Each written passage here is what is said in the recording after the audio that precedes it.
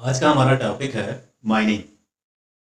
Bitcoin crypto currency mining क्या होती है, इसका प्रोसेस क्या है, इसका प्रोसीजर क्या है, माइनिंग कौन लोग करते हैं, किस तरह करते हैं, किस सिस्टम पर करते हैं, और माइनर्स को माइनिंग करने का क्या इंसेंटिव और क्या रिवार्ड मिलता है।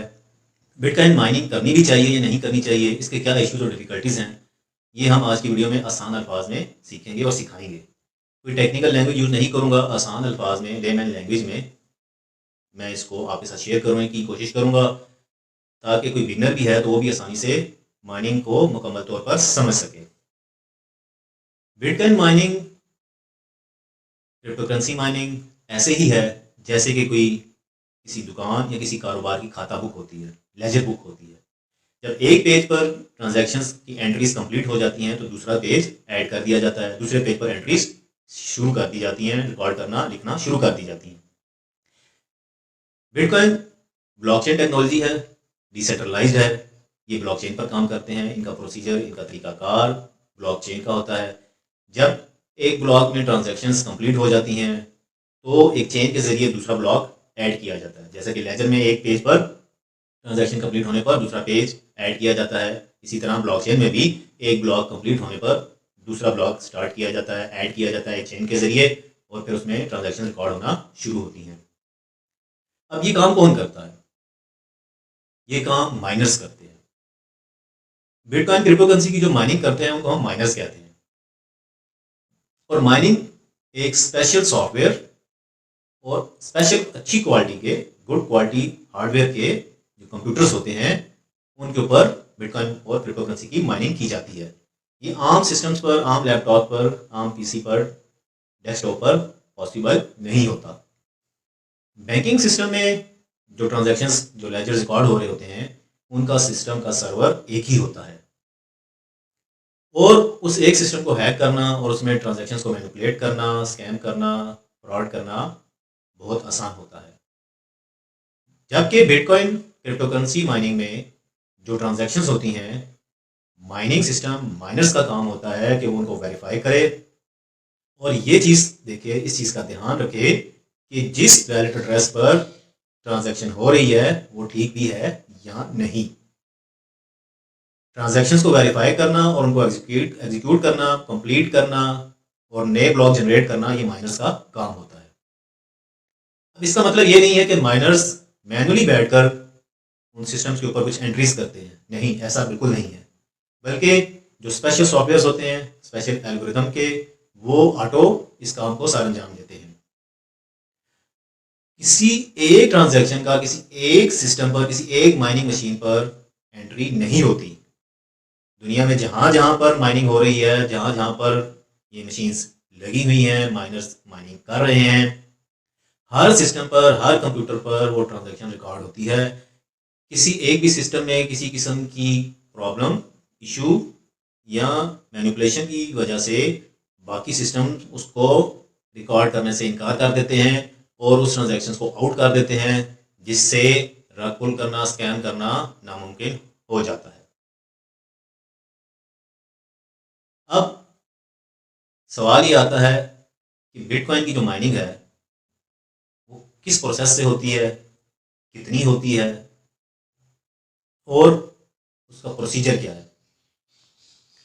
बिटकॉइन की जब माइनिंग शुरू हुई तो उसमें वो उस वक्त इसका जो डिफ़िकल्टी लेवल था वो एक था, 01, जो कि अब 21 ट्रिलियन से ज़्यादा हो चुका है।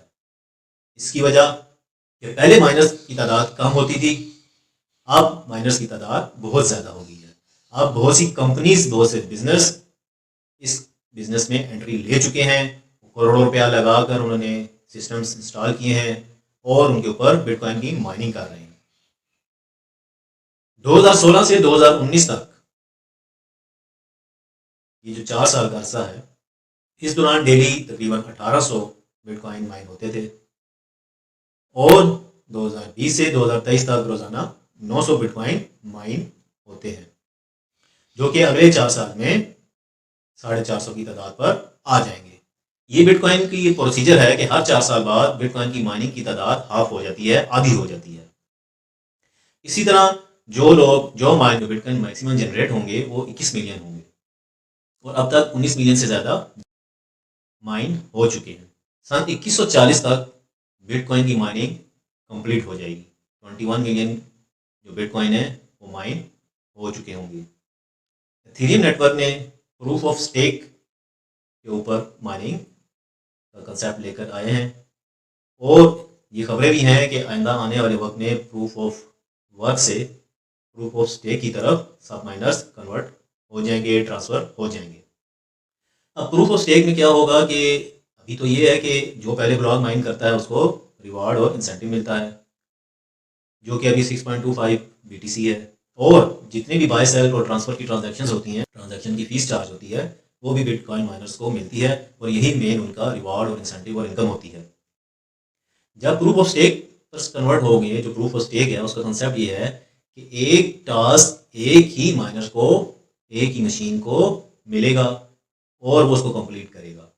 वो टास्क किसी और कंप्यूटर या माइनर को नहीं ट्रांसफ़र होगा, नहीं मिलेगा, जिससे ये पता चला कि जो इलेक्ट्रिसिटी कॉस्ट, मैन पावर और दीगर एक्सपेंसेस होते हैं वो वेस्ट नहीं होंगे। अब देखते हैं कि ये प्रोसेस कम्प्लीटली कब शुरू होता है और कब कंप्लीट होता है। अब ये सवाल कि बिटकॉइन क्रिप्टो करेंसी की माइनिंग करनी चाहिए या नहीं करनी चाहिए, तो पाकिस्तान, इंडिया, बांग्लादेश के जो खत्े के लोग हैं, मेरा ज़ाती राय है, अगरचे के इन एरिया में बहुत सी माइनिंग मशीनें लगी हुई हैं, लोग माइनिंग कर रहे हैं, लेकिन एज ए होल मेरा अपना ज़ाती तजिया, मेरी ज़ाती राय ये है कि बिटकॉइन क्रिप्टो करेंसी की माइनिंग प्रॉफिटेबल नहीं है। इससे बेहतर ये है कि आप बिटकॉइन में और अच्छी क्रिप्टो करेंसी के कॉइन्स और टोकन में इन्वेस्टमेंट करें। इसकी जो अगर कोई चंद वजूहात बताऊं तो हमारे इस खत्े में इलेक्ट्रिसिटी की जो कॉस्ट है वो बहुत हाई है। उसके अलावा इसकी मेंटेनेंस बहुत कॉस्टली है, क्योंकि ये बहुत ज़्यादा हीट जनरेट करते हैं, तो इनमें आग लगने की जो न्यूज़ हैं वो भी आई हैं, और जब आग लगेगी सिस्टम में तो ज़ाहिर है वो सब का सब आपका जो इन्वेस्टमेंट होगी वो वेस्ट हो जाएगी, आपको लॉस देगी। नहीं है, 65% माइनिंग सिर्फ चाइना में हो रही है। उसकी एक बड़ी वजह यह है कि चाइना जो ये मशीन्स हैं, जो ये कंप्यूटर्स हैं, जो ये सिस्टम्स हैं, वो खुद मैन्युफैक्चर कर रहा है और वहाँ पे इलेक्ट्रिसिटी कॉस्ट इंडस्ट्री को बहुत ही लो है, जिसकी वजह से उनको इन मशीन की कॉस्ट और माइनिंग सेटअप लगाने की जो कॉस्ट है, जो कैपिटल ज़रूरत होता है, वो बहुत ही कम चाहिए होता है as compare to Pakistan, India, Bangladesh. और जब चाइना से पाकिस्तान, बांग्लादेश और इंडिया के लोग ये चीज़ें इंपोर्ट करते हैं तो उनको उसकी वहाँ की कीमत, उसके अलावा जो इंपोर्ट की ड्यूटीज़ और टैक्सेस होते हैं, जो ट्रांसपोर्टेशन चार्जेस होते हैं, वो इतने हाई होते हैं कि वो कॉस्ट बहुत ज़्यादा बढ़ जाती है। एक छोटा सा भी माइनिंग सिस्टम लगाने के लिए लाखों रुपए की ज़रूरत होती है। तो मेरी ज़ाती राय ये है कि चूँकि ये एक बहुत रिस्की काम भी है, हीट जनरेटेड एनवायरमेंटल इशू भी है, हाई कैपिटल की ज़रूरत होती है, तो बेहतर यही है कि वो आप पैसा माइनिंग की बजाय क्रिप्टो करेंसी और बिटकॉइन में इन्वेस्ट करें। आपसे गुजारिश है कि मेरा चैनल सब्सक्राइब करें, बेल नोटिफिकेशन को ऑन करें, वीडियो को लाइक करें, शेयर करें, कमेंट करें, कोई सजेशन है तो वो दें, मैं खुले दिल से वेलकम करूँगा। आपका बहुत बहुत शुक्रिया।